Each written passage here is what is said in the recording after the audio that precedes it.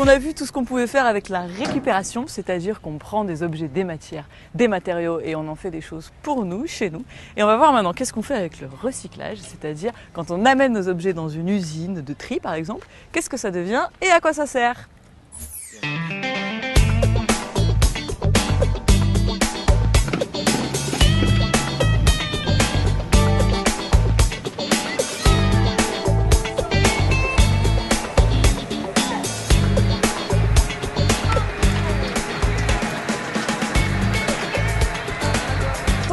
On va se retrouver avec des voitures à recycler.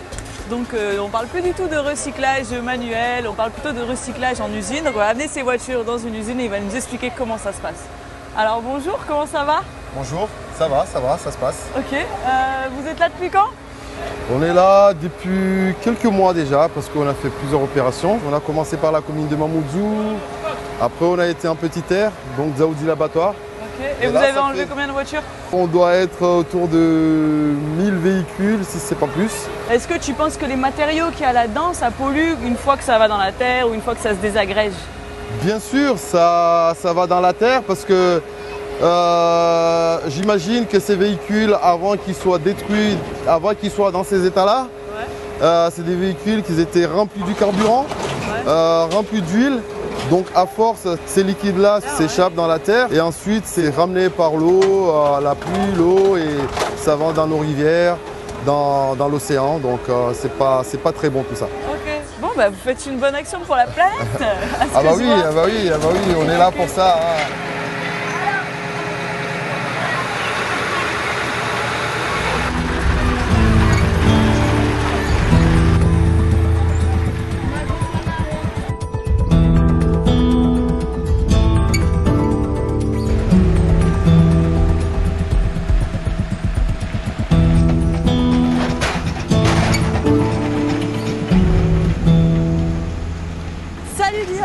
Salut. On a vu des voitures se faire écrabouiller et tout.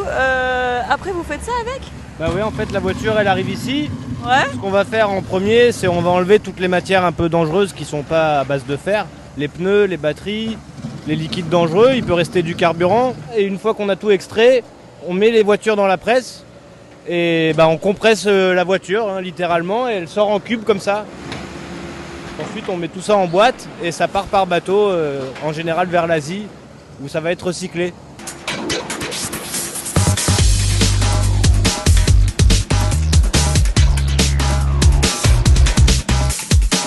Si on a un appareil électroménager dont on se sert plus, qu'est-ce qu'on fait avec? Eh ben on va acheter un neuf si on a les moyens et on ramène son vieux et c'est gratuit. On peut le ramener chez Enzo, mais on peut le ramener aussi dans tous les points de vente de magasins électriques ou électroniques.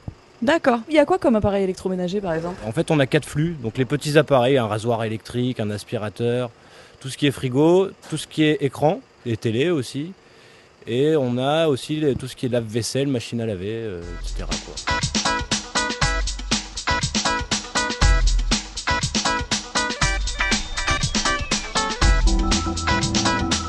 Alors ça consiste en quoi exactement ce que vous faites ici? Ce qu'on fait ici, on va revaloriser les déchets, on va leur redonner une deuxième vie. Et puis voilà, telles que les bouteilles en plastique que vous voyez là, les cartons, les papiers, etc., la ferraille, etc., etc. On en a tout plein. Et vous faites comment pour leur donner une deuxième vie? Alors ça va être recyclé. Dans un premier temps, ça va aller sur un tapis de tri. Il y aura des bonhommes tout autour qui vont trier les cartons, papiers, etc., mettre de côté. Ensuite, on va presser ces cartons, ça va devenir un cube. On va charger dans des conteneurs. D'accord. Et pourquoi vous le compressez dans des cubes? On ne peut pas mettre tout le carton en vrac comme ça dans les conteneurs. Il faut bien le compacter, le presser. Et comme ça, on peut en mettre beaucoup plus.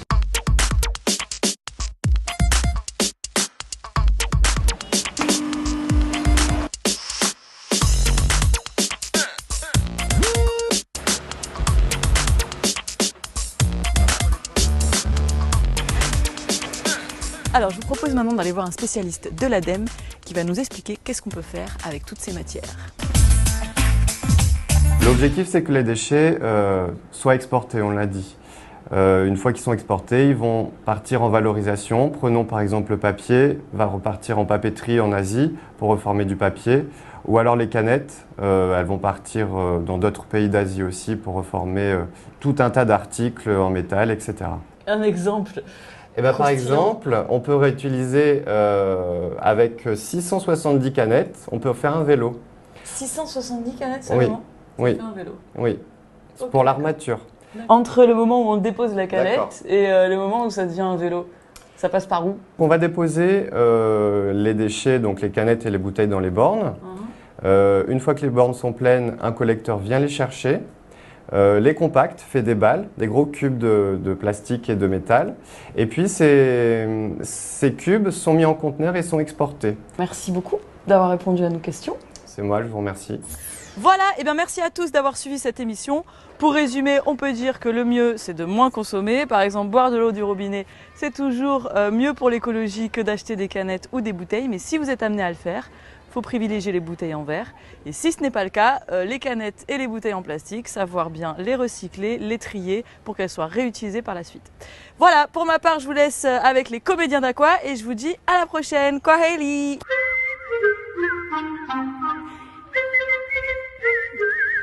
Alors monsieur, comme je vous le disais, je suis spécialiste en recyclage, c'est-à-dire que je recycle tout. Les canettes, les feuilles, les maisons, même vous, je peux vous recycler en mode beau gosse. Non. On essaie sur lui d'abord. Il est très moche. Allez, vas-y. Dans la machine, monsieur. Donc, la machine, elle est là. Hein. Donc, voilà, il suffit juste de pour composer, mode beau gosse, toujours le petit coup de pied, et puis voilà le résultat. Et voilà. Ah putain! Wapé ou Pegossim chez. Tu veux dire que c'est le gars de tout à l'heure là? Eh ben oui. Il a même changé de peau. Les cheveux. Alors, vous l'achetez la machine ou pas, monsieur? Je vais te venir. Je le prends tout de suite. Je l'achète. Ok, allez-y. Oh, trop con le mec, hein. Il l'a acheté.